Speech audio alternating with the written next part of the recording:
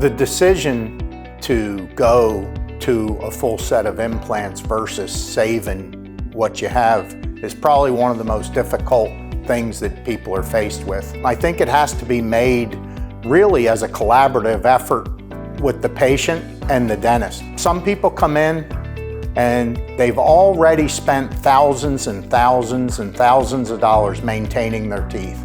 And they're wanting to know, would implants be a better way to go?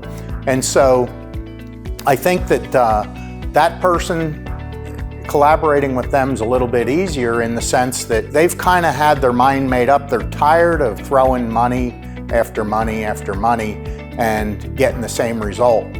You know, when you get to the person who maybe doesn't want to lose their teeth, it becomes a little touchier as to, you know, consulting with them and trying to get a sense of what the future holds for them. You have to simply look at, you know, if you were to fix your teeth, here's what it's going to cost, and here's what we could expect from longevity, and based on your age, you may have to do this again in X number of years.